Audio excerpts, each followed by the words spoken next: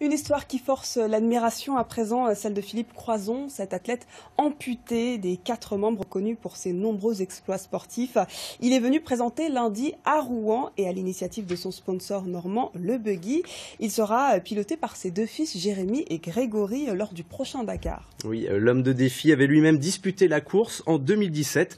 En 2020, il passera de l'autre côté de la barrière, endossera le rôle de team manager. Une aventure familiale partagée à 3 que nous racontent Grégory Tellu, Patrice Corneli et Alexis Molina-Mounier.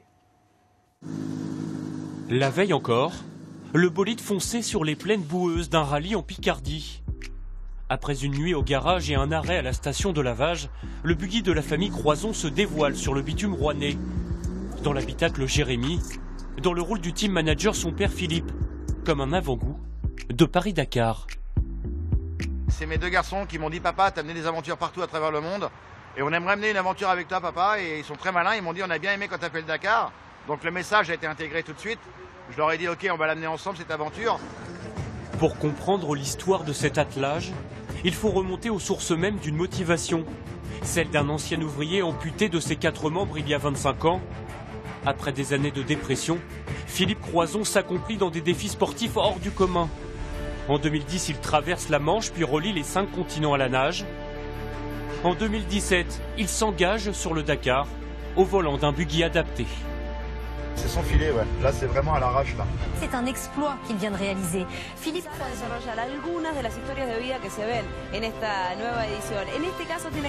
La preuve par l'exemple que le handicap peut aussi être une force. Malgré les galères mécaniques et la chaleur étouffante, il finira la course à la 48e place sur plus de 100 participants. On est à Buenos Aires. Tout le monde a galéré, ça a été 15 jours très très durs. Et enfin, on est là. Moi, j'en ai chié dans mon cockpit, hein. C'était dur, c'était violent, mais tout le monde en a bavé sur le Dakar, même les mécanos. Et à la fin, quand on est sur le podium, même si on est 48e, bah, c'est une joie immense, quoi. C'est comme si on venait de recevoir la médaille d'or des Jeux Olympiques ou des Jeux Paralympiques. L'heure est venue de transmettre le flambeau à ses fils.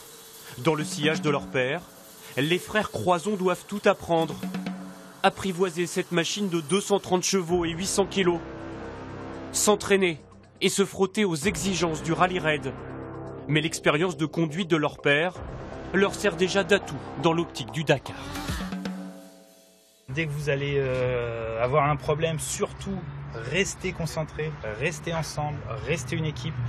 S'il y a un problème de copilotage, c'est pas grave, on refait demi-tour, on reste calme, surtout on s'énerve pas parce que c'est là où on peut complètement passer à côté de l'aventure finalement.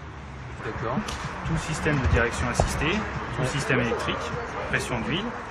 Soutenu financièrement par un gros sponsor normand, le team Croizon doit encore trouver 80 000 € pour boucler son budget. Mais dans la famille, on est habitué à repousser les limites de l'impossible. L'histoire, c'est sûr, s'écrira à 3 l'an prochain.